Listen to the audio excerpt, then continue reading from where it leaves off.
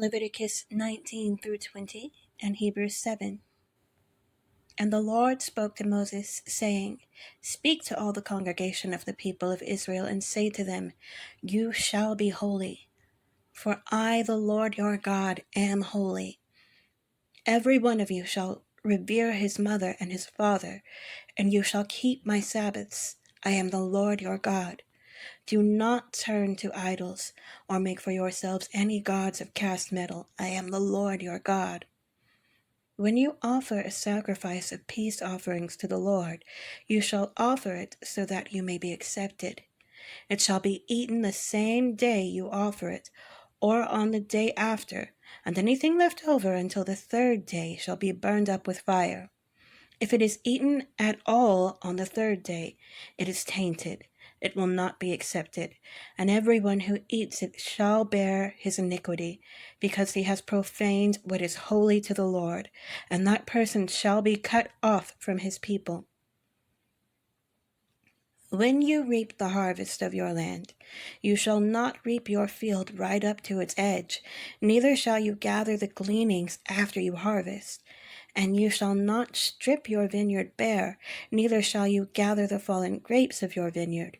You shall leave them for the poor and for the sojourner. I am the Lord your God. You shall not steal. You shall not deal falsely. You shall not lie to one another.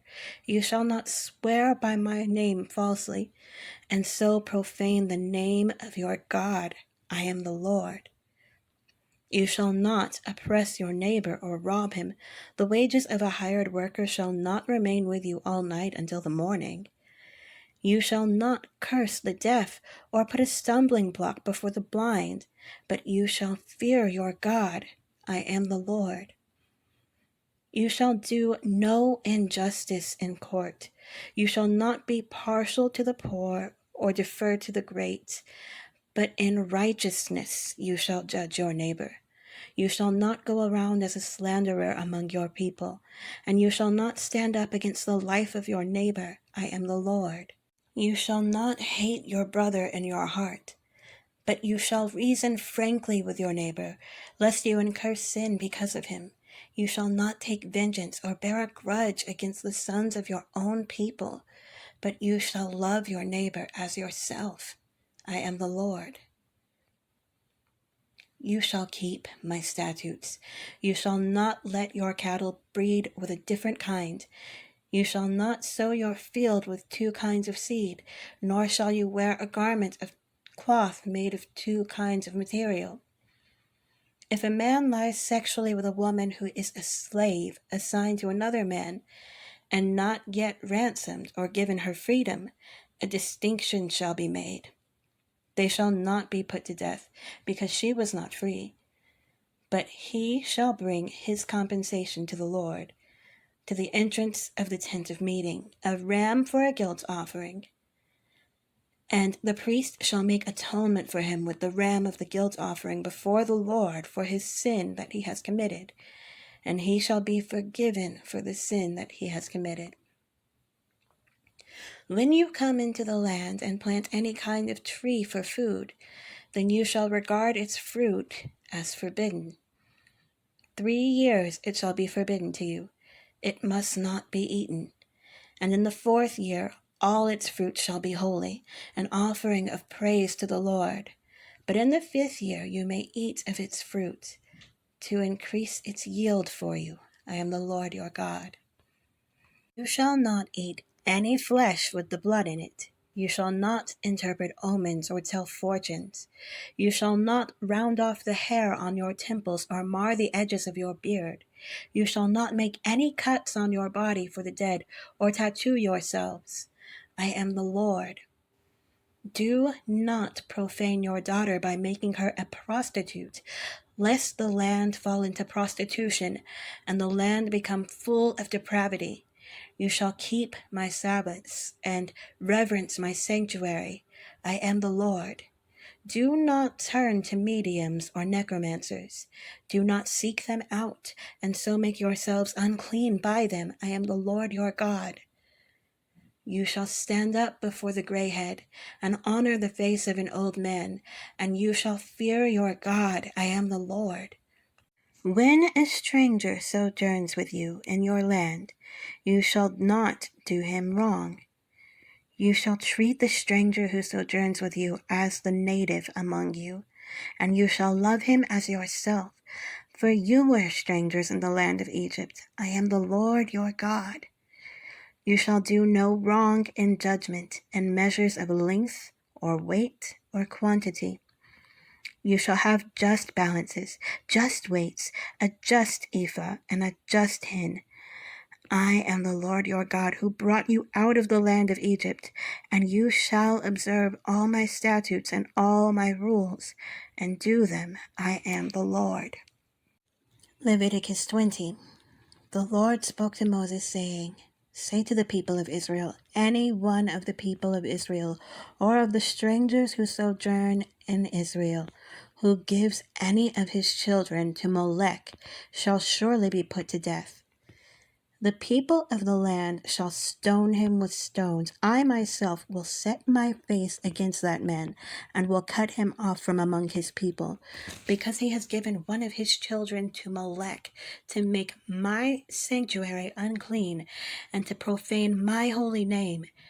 And if the people of the land do at all close their eyes to that man when he gives one of his children to Molech, and do not put him to death, then I will set my face against that man and against his clan, and I will cut them off from among their people, him and all who follow him in a whoring after Molech. If a person turns to mediums and necromancers, whoring after them, I will set my face against that person, and will cut him off from among his people. Consecrate yourselves, therefore, and be holy, for I am the Lord your God. Keep my statutes and do them. I am the Lord who sanctifies you. For anyone who curses his father or his mother shall surely be put to death. He has cursed his father or his mother, his blood is upon him. If a man commits adultery with the wife of his neighbor, both the adulterer and the adulteress shall surely be put to death. If a man lies with his father's wife, he has uncovered his father's nakedness. Both of them shall surely be put to death. Their blood is upon them. If a man lies with his daughter-in-law, both of them shall surely be put to death. They have committed perversion. Their blood is upon them. If a man lies with a male as with a woman, both of them have committed an abomination. They shall surely be put to death. Their blood is upon them. If a man takes a woman and her mother also, it is depravity. He and they shall be burned with fire, that there may be no depravity among you. If a man lies with an animal, he shall surely be put to death, and you shall kill the animal. If a woman approaches any animal and lies with it, you shall kill the woman and the animal. They shall surely be put to death. Their blood is upon them. If a man takes his sister, a daughter of his father or a daughter of his mother, and sees her nakedness, and she sees his nakedness, it is a disgrace, and they shall be cut off in the sight of the children of their people. He has uncovered his sister's nakedness, and he shall bear his iniquity. If a man lies with a woman during her menstrual period and uncovers her nakedness, he has made naked her fountain, and she has uncovered the fountain of her blood. Both of them shall be cut off from among their people. You shall not uncover the nakedness of your mother's sister or your father's sister, for that is to make naked one's relative. They shall bear their iniquity. If a man lies with his uncle's wife, he has uncovered his uncle's nakedness. They shall bear their sin. They shall die childless. If a man takes his brother's wife, it is impurity. He has uncovered his brother's nakedness. They shall be childless. You shall therefore keep all my statutes and all my rules and do them. that the land where I am bringing you to live may not vomit you out, and you shall not walk in the customs of the nation that I am driving out before you, for they did all these things, and therefore I detested them. But I have said to you, you shall inherit their land, and I will give it to you to possess, a land flowing with milk and honey. I am the Lord your God, who has separated you from the peoples. You shall therefore separate the clean beast from the unclean, and the unclean bird from the clean. You shall not make yourselves detestable by beast or by bird, or by anything with which the ground crawls, which I have set apart for you to hold unclean. You shall be holy to me, for I the Lord am holy, and have separated you from the peoples, that you should be mine. A man or a woman who is a medium or a necromancer shall surely be put to death. They shall be stoned with stones. Their blood shall be upon them. Hebrews 7. For this Melchizedek, king of Salem, priest of the Most High God, met Abraham returning from the slaughter of the kings and blessed him. And to him Abraham apportioned a 10th part of everything. He is first, by translation of his name, King of Righteousness. And then he is also King of Salem, that is, King of Peace. He who is without father or mother, or genealogy, having neither beginning of days nor end of life, but resembling the Son of God, he continues a priest forever. See how great this man was, to whom Abraham the patriarch gave a 10th of the spoils, and those descendants of Levi who receive the priestly office have a commandment in the law to take tithes from the people, that is, from their brothers, though these also are descended from Abraham. But this man, who does not have his descent from them, received tithes from Abraham, and blessed him who had the promises. It is beyond dispute that the inferior is blessed by the superior. In the one case, tithes are received by mortal men, but in the other case, by one of whom it is testified that he lives. One might even say that Levi himself, who receives tithes, paid tithes through Abraham, for he was still in the loins of his ancestor when Melchizedek met him. Now, if perfection had been attainable through the Levitical priesthood, for under it the people received the law, what further need would there have been for another priest to arise after the order of Melchizedek, rather than one named after the order of Aaron? For when there is a change in the priesthood, there is necessarily a change in the law as well. For the one of whom these things are spoken belonged to another tribe, from which no one has ever served at the altar.